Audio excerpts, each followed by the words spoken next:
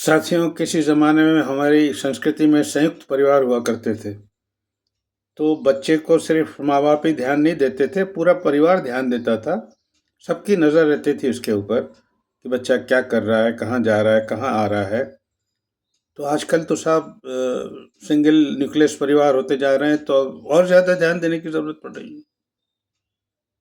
इसीलिए शायद कई लोग बच्चे कम पैदा कर रहे हैं। हालाँकि वो भी एक तरीका सही नहीं है। लेकिन फिर भी चलिए मान लेते हैं कम पैदा कर रहे हैं ताकि उन पे ज़्यादा ध्यान दे सकें। तो उनको भी तसल्ली करनी चाहिए कि हम वाक़ई ज़्यादा ध्यान दे पा रहे हैं कि नहीं। कई बार ये होता है कि आप बच्चों की परेशानियों से, तकलीफ़ों से या कोई जो शरारतें वग़ैरह कर रहा है, झुँझला जाते हो और इतने छोटे बच्चे को मार देते हो या पर रसीद देते हो। मैं आपको अपना एक किस्सा सुनाता हूँ साहब। मेरा बेटा मुश्किल से चौथी क्लास में था, मतलब समझ लीजिए 9 साल का करीब। और इतने अच्छे स्कूल में पढ़ता था, मैं नाम नहीं लूँगा। एक दिन आके बोला, पापा एक लड़का गाली दे रहा था। तो मैंने कहा गाली? गाली तो इतने अच्छे स्कूल में नहीं सुनाई देना चाहिए, तो घर से सीख रहा होगा। बोले ठीक है, मैं बात करूँगा टीचर से बेटा। तो बेटा बोलता नहीं पापा, इतनी छोटी सी बात के लिए हम इतने छोटे बच्चे हैं, मैं टीचर को बोल दूँगा। मैंने ठीक है बेटा, टीचर को बोल देना। टीचर को बोल दिया साहब, तो कुछ महीने ठीक रहा, लेकिन बच्चे को तो साहब खुंदक हो गई। उसके दिल में बात बैठ गई। एक दिन बोला बेटा कि वो बेटा आज वो लड़का मेरे से हाथापाई करने लगा था ज़रा सी बात पे। मैंने कहा बेटा ये बात तो बढ़ रही है ना, तो मैं जाके बात करता हूँ। तो बोले पापा नहीं, नहीं, नहीं इसमें ठीक है, कोई बात नहीं है, इतना मामला नहीं बढ़ा।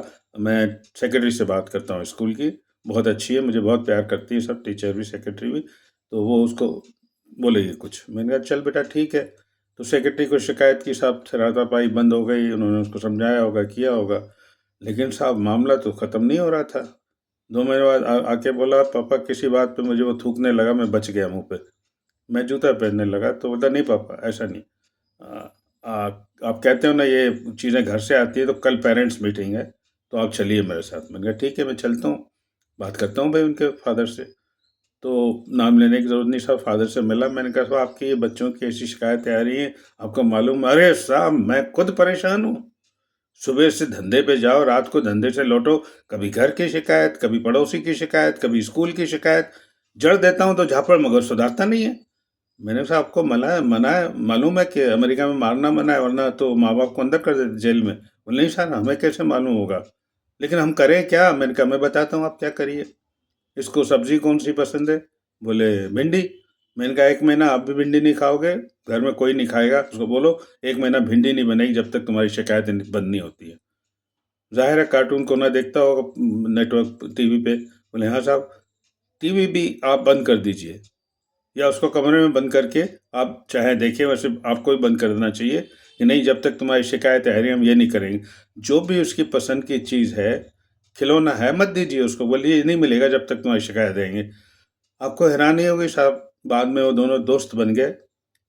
जब मेरे बेटे ने वो स्कूल छोड़ के कॉलेज गया, तो बड़े साहब अच्छे दोस्त बन गए। तो मैंने उनसे कहा कि कहाँ है, थी मारने की ज़रूरत है, हिंसा की ज़रूरत है? बोले नहीं। तो फिर मैंने कहा अगर आपको ये चीज़ें नहीं आ पाई बुद्धि में, तो किसी मान पुरुष से या गुरु से पूछ के कम से कम सलाह तो लेते। तो बच्चे को मारना कहाँ की इंसाफ है, कहाँ का इंसाफ है? तो ऐसी कई चीज़ें साहब हम लोग खींच के, झुँझला के कई बार मार भी देते हैं, तो उसमें क्या बहादुरी है साहब? आप इतने छोटे से कमज़ोर मासूम बच्चे को 6-7 साल, 8 साल को मार भी देंगे, तो वो क्या कर सकता है साहब? उल्टा वो याद ही रखेगा साहब, ध्यान में ही रखेगा, अगर आप बार-बार मार देते हो। तो आपका इंप्रेशन खराब होना ही है।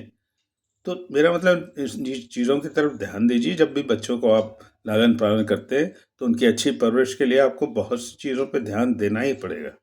Thank you.